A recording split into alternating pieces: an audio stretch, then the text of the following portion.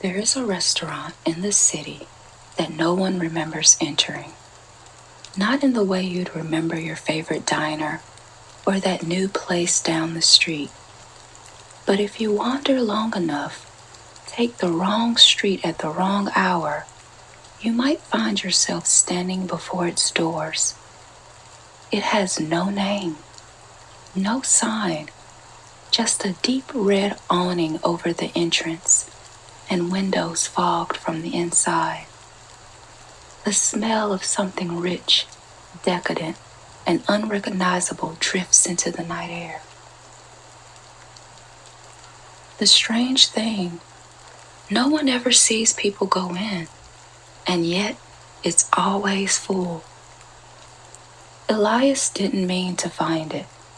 It had been a long night, too long. Elias left work hours ago, but somehow the streets had blurred together. Then the lights. Warm golden glow spilled through the restaurant's windows, flickering like candlelight. The city noise felt distant, as if muted by the heavy air pressing against the entrance. He didn't remember stepping forward. He only remembered pushing the door open. The restaurant was full, but no one spoke. The moment Elias stepped inside, the sound disappeared.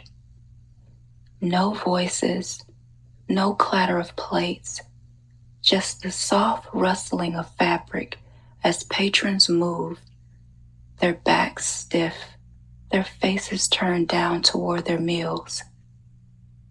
The air was thick with the scent of roasted meats, fragrant spices, something faintly metallic.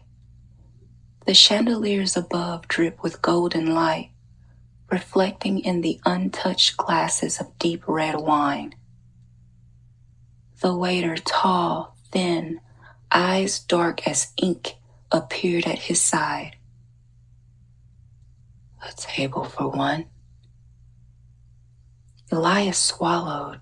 He hadn't said anything, and yet the man was already leading him deeper inside. The table was already set for him. At the farthest end of the restaurant, a single table sat empty, waiting.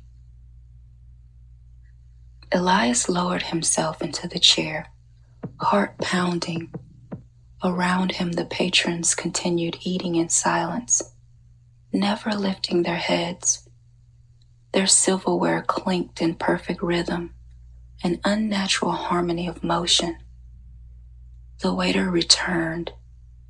A plate was set before him, a single cut of meat, red as a wound. "Eat," the waiter said. It wasn't a suggestion. The others turned their heads. Elias picked up his knife. The moment the blade touched the meat, the room changed. The chandeliers flickered. The air grew thick, suffocating, and for the first time, Elias realized the patrons weren't eating. Their plates were full, untouched. Their glasses were still. But they were watching him now, every single one. Their eyes were wrong, hollow, sunken, as if something had been taken from them. The waiter leaned down, his breath cold against Elias's ear. "Once you start, you cannot stop." Elias looked at the meat. Then he looked at the empty chairs lining the walls and the shadows seated in them, waiting for their turn.